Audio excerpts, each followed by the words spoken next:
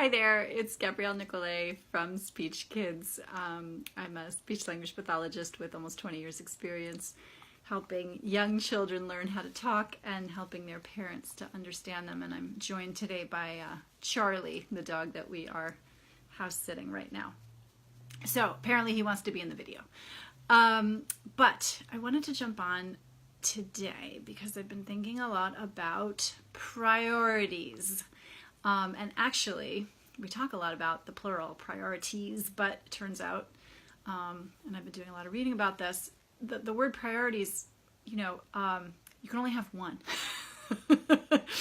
And the word itself means that which was the most important. And so it's such a funny sort of brain teaser to think that, everything can't be the most important thing. And yet, in our modern lives, we often try to act as if it is. And so this just got me thinking, and the reason I bring it up here is because I hope it'll get you thinking too, especially as it relates to parenting. And again, I don't think this is anything that we spend a lot of time thinking about, but I did ask the question earlier this week, what's your priority for your life as a parent? And there was a comment that, which I loved actually, Jen chimed in and said, well, so my overarching priority is to make sure that my children feel loved and known and heard. And I think that really crystallizes sort of what in our best moments as parents we're trying to do for our kids. And this is true of all kids, right? This is true of kids who have speech and language issues going on, and this is true for kids who don't have anything going on and who are developing more easily. But how is it that we are prioritizing our children being known and heard and loved and secure? How are we doing that? And so what Jen got me thinking about is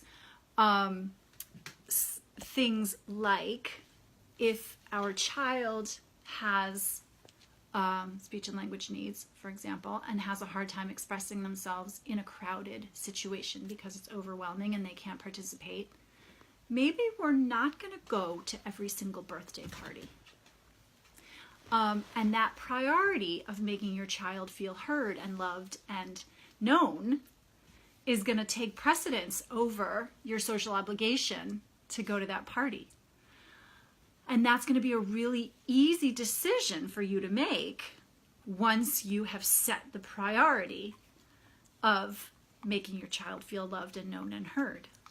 And all of a sudden that sort of dichotomy that we feel, or that pressure that we feel of, I have to go to the party, but I can't go to the party, or I have to go to the party, I want to send my child to the party, but my child doesn't want to go to the party.